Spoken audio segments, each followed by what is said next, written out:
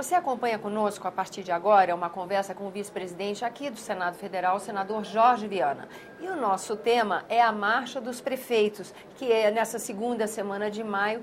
Prefeitos participam da marcha, visitam aqui a casa. Senador, obrigada pela sua presença aqui no nosso programa. Começávamos a conversa antes da gravação, o senhor falando que o senhor é intimamente ligado a esse movimento dos prefeitos, né? De fato, porque eu fui prefeito de Rio Branco antes de ser governador do Acre, 8 anos, e antes de ser senador.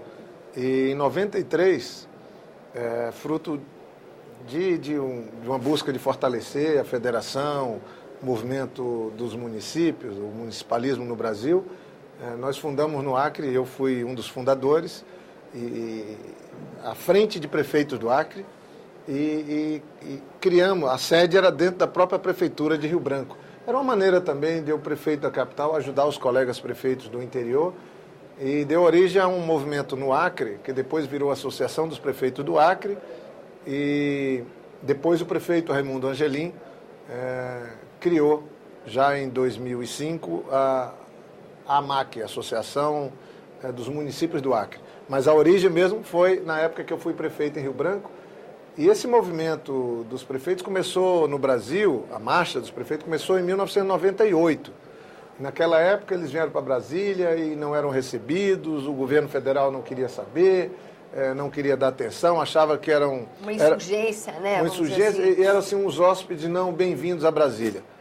Depois as coisas mudaram e hoje chegam aqui, mais de 3 mil prefeitos estão hoje em Brasília. Como é que evoluiu dessa marcha, não só pela receptividade do governo federal, em termos de reivindicação? O senhor acha que esse é um movimento que vem amadurecendo? Porque, no momento, a gente vive questões do Pacto Federativo aqui dentro do Senado, debates de questões que convergem para uma reforma, remodelagem do Pacto Federativo. Desde 2012, esse debate tem evoluído. E essa marcha, nesse processo, também tem evoluído?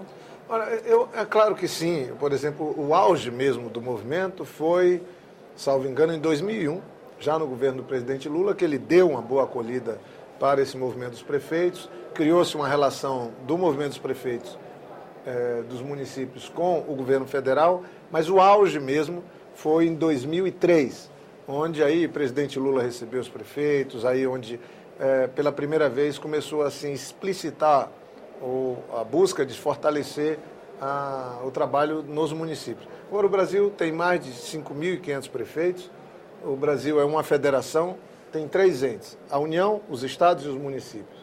Agora, nós mudamos, fizemos a Constituição de 88, alteramos um conjunto de leis, estamos dando cada vez mais atribuições e deveres para os municípios e não estamos fazendo o mesmo com os recursos. Então, o Pacto Federativo está meio capenga no Brasil.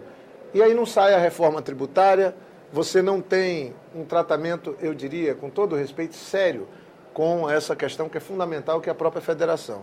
Eu não sou cego na defesa de um ou de outro, mas eu acho que o Brasil precisa fazer um repacto na sua federação, distribuir bem as tarefas, as missões, as responsabilidades, mas também tem que fazer uma melhor distribuição dos recursos. Não é pura e simplesmente tirar dinheiro da União e pôr lá. É discutir como é que faz. Vai ter prêmio se aplicar bem os recursos? Porque também nós temos verdadeiros absurdos de mau uso. Você tem cidades que recebem royalties, por exemplo, no próprio Rio de Janeiro, que recebem uma montanha de dinheiro e estão inviabilizadas, porque não aplicam, não planejam. Mas você tem municípios que também foram criados e não tem nenhuma condição de funcionar como município.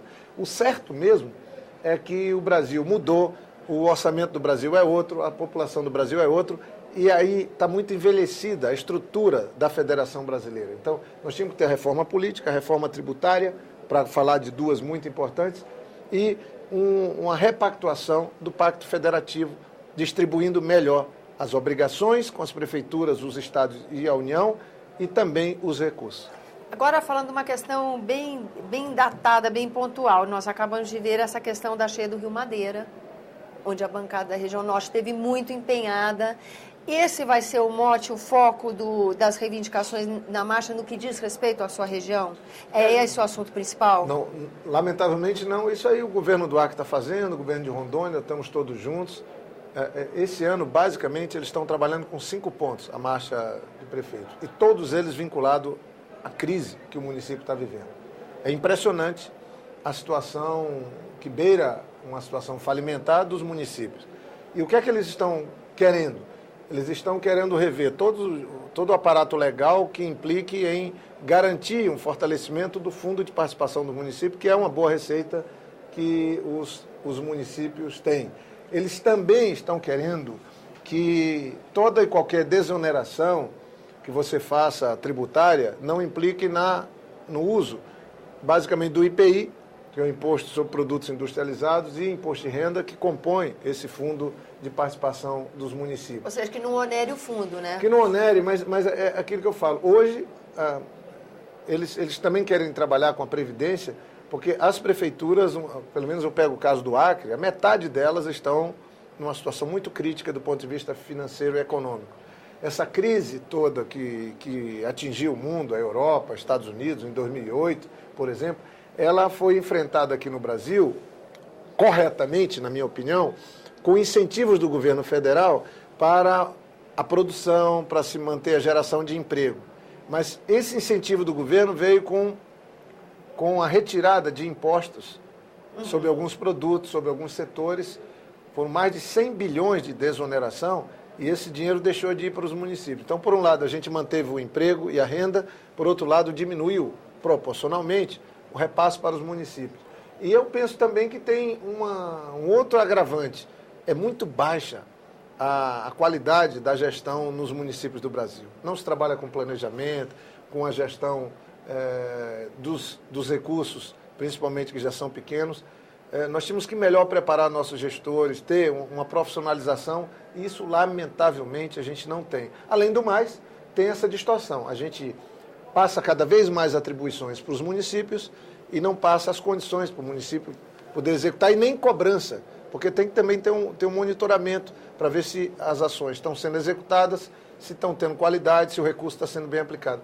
Então, o Brasil precisa, nesse aspecto, virar essa página e começar uma fase nova na Federação Brasileira. E um monitoramento que pudesse, inclusive, multiplicar políticas bem-sucedidas, né, senador? Sem não dúvida. só vigilância se há desvio ou não. Porque mas... do mesmo jeito que eu citei péssimos exemplos, você vê a Prefeitura de Rio Branco, o prefeito Marcos Alexandre, ele está fazendo um milagre, é pouco dinheiro, tudo bem que ele sucedeu um bom prefeito, que foi o Raimundo Angelim, que ficou 8 anos, mas eu fui prefeito do município. O município de Rio Branco já foi falido completamente, sabe, desacreditado junto à população, e nós conseguimos reverter tudo isso. Mas eu penso que se não tiver um novo pacto federativo no Brasil, a situação vai seguir sendo um pouco aquela história do Pires na mão. O prefeito vai chegar em Brasília pedindo um dinheirinho para seguir administrando a crise. Bom, governadores também estão reclamando da mesma coisa. Sei que não estamos falando de governador, mas essa questão do pacto federativo também, a gente já começa a ouvir isso nas visitas que os governadores fazem ao Senado. Normalmente, agora está para ser votado essa coisa da dívida, né? O comprometimento da dívida. Mas aí nós fizemos a Lei de Responsabilidade Fiscal, que foi uma coisa muito boa. Foi inclusive na época do governo Fernando Henrique, que estabeleceu regras e limites de gastos. Mas eu penso que isso tudo é coisa do século passado. Nós precisamos entender que o Brasil hoje é outro, o consumidor brasileiro é outro, o cidadão brasileiro é outro, e nós podíamos aí ter uma discussão, acho que após essa eleição presidencial, onde a gente pudesse discutir a importância das reformas, fazer a reforma tributária, pensar em trabalhar uma melhor gestão urbana, sabe? As pessoas estão amontoadas nas cidades hoje, a qualidade de vida nas cidades é péssima. Verdade. Nós agora, eu estou trabalhando como técnico, como ex-prefeito, junto com o prefeito Marcos Alexandre, priorizando a mobilidade urbana, que é um chamamento da presidenta Dilma, do governo federal. Estamos introduzindo o uso de bicicletas, ônibus elétricos, fazer um melhor apoio numa ordem inversa. Primeiro cuidar de quem anda a pé, depois quem anda de bicicleta, depois a moto, depois o carro, e sempre tendo como a maior das prioridades o transporte coletivo. Mas não é essa a lógica no Brasil. Então, 80% das pessoas nossas estão morando nas cidades e a qualidade de vida nas cidades está piorando. Degradada. Aí o que é que a gente tem como consequência? Esse inconformismo, uma certa infelicidade na qualidade de vida que leva a manifestações como ano passado. Então, eu acho que uma ação não é chegar e o prefeito está pedindo dinheiro, vamos dar mais dinheiro. É a gente recolocar as coisas, as responsabilidades, as metas, os planos, os objetivos e, de fato, pensar em respeitar o cidadão, que precisa de bons gestores e uma boa relação entre os entes federados. Eu vi uma entrevista do presidente do IBOP que ele falou uma coisa interessante. Do governo do presidente Fernando Henrique, passando pelos 2 governos do PT, Lula e Dilma, a vida do brasileiro dentro de casa melhorou muito. A questão, o desafio agora está da porta da casa para fora, que é isso, resumindo, é o que o senhor falou, né? O grande desafio. E aí o Pacto Federativo está diretamente ligado à aplicação e condição de distribuição de recursos para a política pública, né? E não adianta insistir nesse caminho. Diz, não, vamos aqui fazendo a política no varejo. Não, nós temos que pensar o país. Que tipo de cidade que nós queremos? Se nós queremos cidades com qualidade de vida, onde o idoso tenha um tratamento adequado, a criança também seja, onde a cidade funcione, né? Onde os serviços públicos funcionem, nós temos que estabelecer um pacto de financiar a construção dessa qualidade de vida. Hoje é no varejo. Pontual, chega um projeto bom, política, vai, né? Gasta-se dinheiro com um projeto ruim. Isso é péssimo. Eu estou falando porque eu fui prefeito de Rio Branco 4 anos e, graças a Deus, fiz uma prefeitura tão boa que virei governador depois, por 8 anos, e fiz um governo, modéstia à parte, também tão bom, que depois virei senador.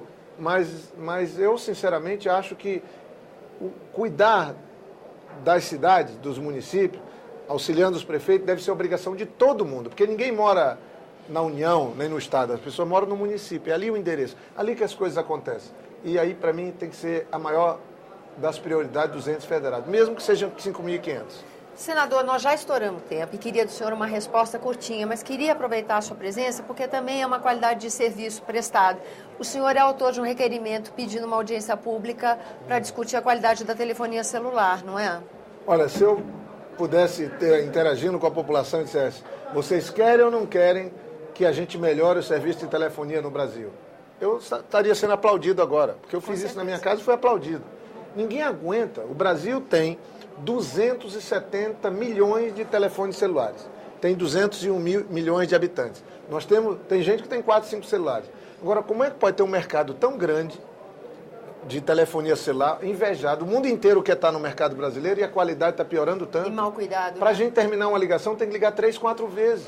Apresentei um requerimento pedindo os presidentes dessas empresas para vir na Comissão de Infraestrutura e na Defesa, Fiscalização e Controle de Defesa do Consumidor. Vamos fazer uma audiência conjunta. O Eduardo Amorim também apresentou um outro requerimento. E nós temos que ter uma explicação. Eu sei que uma parte envolve o próprio governo federal, essa universalização. Agora, nós vamos ter Copa do Mundo e nós não temos que melhorar a telefonia porque é da Copa do Mundo, não. Nós temos que melhorar a telefonia porque hoje passou a ser um artigo de primeira necessidade. É verdade. Todo mundo se comunica por telefone e não tem sentido a gente pagar caro e ter um péssimo serviço. Agora, eu não estou pondo culpa nas empresas. Vamos ver quem é que é mais culpado, se é o governo federal, se são as empresas, para a gente atender bem o cidadão. O certo é que aqui no Senado a gente usa 3G, o mundo já está saindo do 4G, a gente não tem banda larga, o serviço é de péssima qualidade, o sinal é ruim. Então, gente, deram um pirulito para a gente, é bom, e a gente agora não pode consumir o pirulito. Ou seja, telefonar é bom, é importante, faz parte dos negócios da vida e precisa ser de qualidade no Brasil. E o senhor volta para falar com a gente sobre essa audiência? Eu volto porque eu penso que é um assunto que o cidadão brasileiro quer que o Senado trate. E nós aqui eu particularmente trabalho nesse sentido. Tentar sintonizar o trabalho no Senado com o interesse do cidadão que está em casa, no caso você. Então a gente encerra essa entrevista, já deixando agendada a próxima entrevista depois da audiência pública. Eu agradeço a sua atenção, esse é o programa Argumento e você pode trabalhar conosco. Faça sugestões ou críticas ligando para 0800 61 2211, ligação gratuita, ou acesse senado.leg.br/TV. Até a próxima.